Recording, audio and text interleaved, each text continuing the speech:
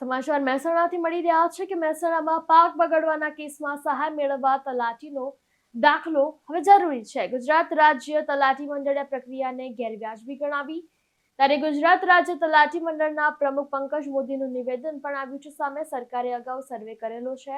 તલાટી પાસે 3 ગામની જવાબદારી છે ત્યારે 3 ગામની જવાબદારીમાં તલાટી કેવી રીતે દાખલા આપી શકે? આ નિયમને કારણે ખેડૂતોનો સમય પણ બગડી શકે છે। ત્યારે પાક બગડવાના કેસમાં સહાય મેળવવા તલાટીનો દાખલો જરૂરી છે, જેને લઈને ગુજરાત રાજ્ય તલાટી મંડળે આ પ્રક્રિયાને ગેરવ્યાજબી ગણાવી। ગુજરાત રાજ્ય તલાટી મંડળના પ્રમુખ પંકજ મોદીનું નિવેદન સામે આવ્યું છે।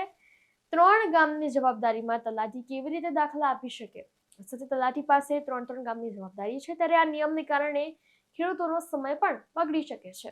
મોદી પંકજ કુમાર લીલાચંદ, પ્રમુખ ગુજરાત રાજ્ય તલાટી મહામંડળ। હવે જે આ સરકારે પાક નિષ્ફળ ગયો છે એની સહાય કરી છે અને એમાં જે પ્રક્રિયા કરી છે એમાં ખેડૂતોના વાવેતરનો દાખલો પણ માંગવામાં આવ્યો છે, એ બાબતે શું કહેવું છે?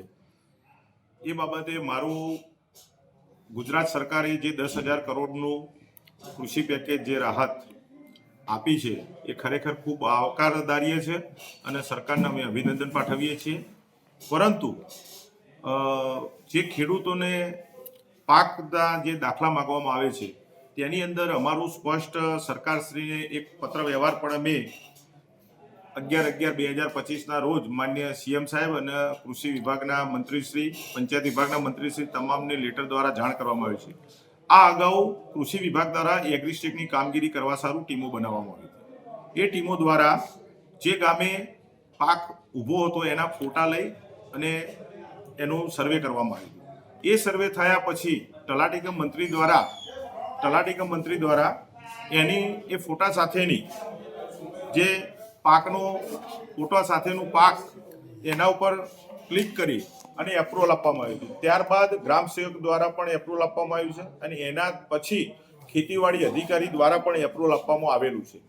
તો મારું એવું કહેવું છે કે સરકારને નમ્ર વિનંતી છે કે તલાટીને એક ગામ હોય તો બરાબર છે, પણ 2-4 ગામ હોય તો તલાટી કઈ રીતે બધાના દાખલા પૂરા પાડી શકે?